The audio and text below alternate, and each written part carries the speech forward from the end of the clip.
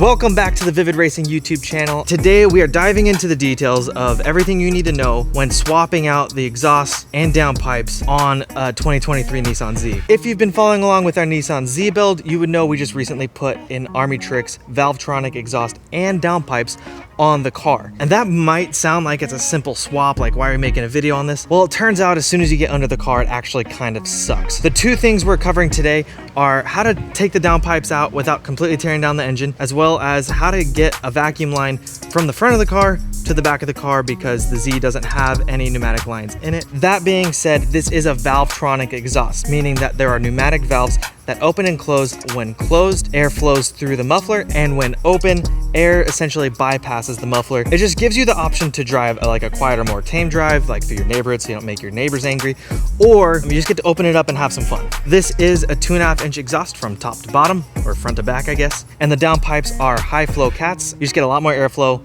a lot more cool noises, cool sounds, and just allowing everything in the engine and turbo to just breathe better. And it's starting to sprinkle. It's supposed to storm. That being said, let's get inside and talk to our tech, Nick, who you might recognize from a few of the videos. All right, so this is Nick here. He's our resident tech. He's been here to help us put everything together on the Z, so honestly, so we don't break it. So let's just start with the downpipes. We saw it on the internet. It was kind of a pain point. What is the trick to getting the downpipes swapped out without completely tearing apart the engine? The downpipes are the hard part. These are a two-piece downpipe. The factory downpipe is a two-piece downpipe as well. You can see up in here, this first little section, there's some hardware up by the O2 sensor. So unplug the O2 sensor, undo the hardware, pull it out.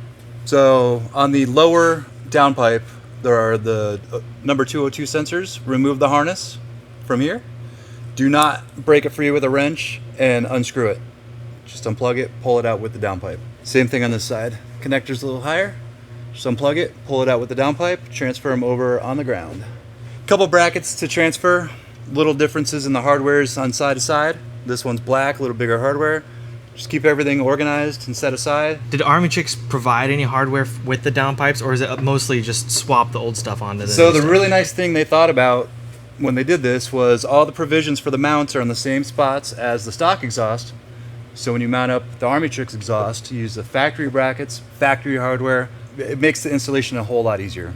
Up top on the turbos, there's some heat shields with 10mm socket head hardware. I pulled a couple of those out to leave the heat shielding in place and just manipulated the heat shields out of the way a little bit to get to a V-band clamp with a 13mm socket head. What was the trick to really reaching things? Because that's the complaint we saw a lot on the internet, and obviously when you were here that day doing it, it was just kind of, it was hard to get to. The way the V-band is clocked to fit under the heat shield, you just need a long 2-foot, 3-foot long extension with a 13mm wobble socket, just the right angle up in here, crack it loose, pull the V-band off, and out comes the exhaust. So the most difficult part was getting the stock catted downpipes out. Once those are out, you're halfway home. The new pipes, there's a lot more area to work because of their shape and size. Was there anything you had to do from up top to get that cat off? Yeah, some of the hardware for the lower up pipe and the upper up pipe, there's 2 screws in this direction on both sides. So you'll need your same long extension 13mm socket to pull those out.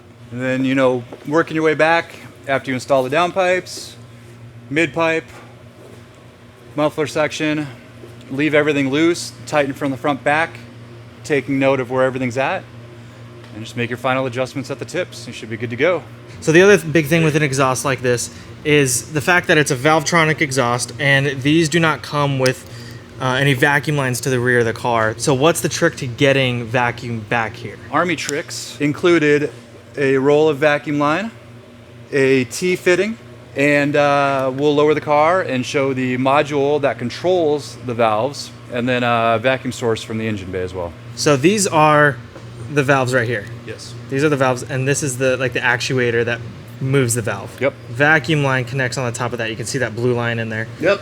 Now, when this is open and closed, literally you will see this move, right? Yes. So if any valvetronic exhaust in this styled like this, you should be able to tell if it's stuck open or closed. Correct. Yeah, and if your valves aren't operating as they should, more than likely it's a vacuum line leak somewhere.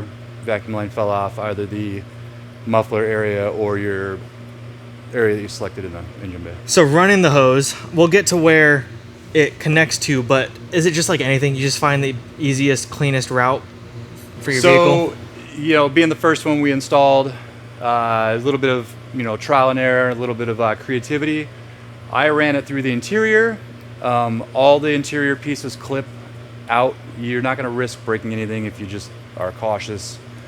Ran the vacuum line. You can't see it on the interior of the vehicle. I don't see any reason why you couldn't run the vacuum line underside the car. That's just not my preference. With doing it like that, are you risking?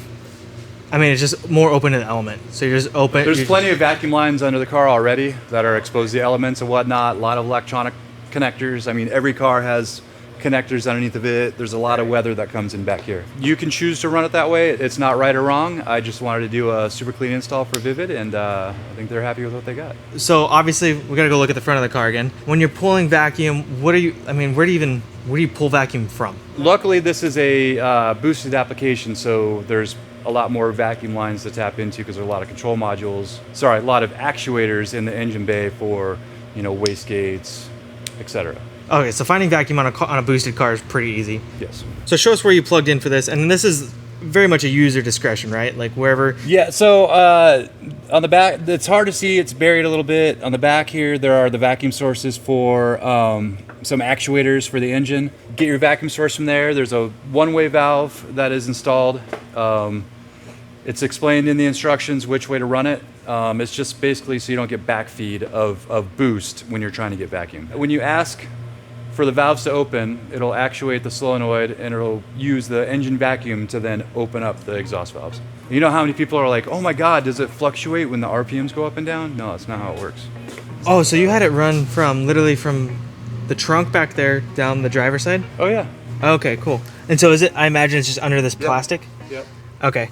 And then under there is the module that plugs into the OBD port. Oh, and it goes into the OBD. Yes, and that's just zip. Wires are bundled up, tied up, and kind of just put behind the foot panel for access for next time. Keeping everything accessible, but fitted in nicely. Right. I mean, if you're doing your own install at home, you can make it as clean as you want or as messy as you want. You know, just do it right the first time. Then when you go to troubleshoot it or pull it apart, just make your life easier. It'll make your life a lot easier. Yeah, there's no power and grounds to worry about for the solenoid that operates the vacuum for the valves. It's all done through the OBD port and control unit.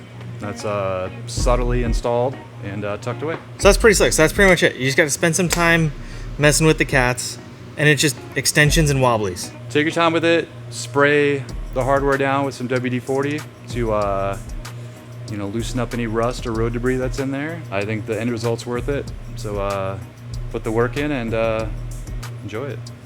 Well, there it is. There's your detailed breakdown of installing downpipes and a valvetronic exhaust on your Nissan Z. And a lot of these principles apply on any platform, especially for adding vacuum to a valvetronic exhaust. Like if your car didn't have a vacuum line back there previously, this definitely applies to any of those situations. Obviously, the downpipes and that scenario is very car specific. If you have any more questions about the Z or this exhaust specifically, please leave them in the comments. So if you enjoyed today's video, make sure you guys give us a like and make sure you're subscribed. There's a lot more cool stuff coming with the Z. So make sure you stay tuned. We'll see you guys next time. Peace.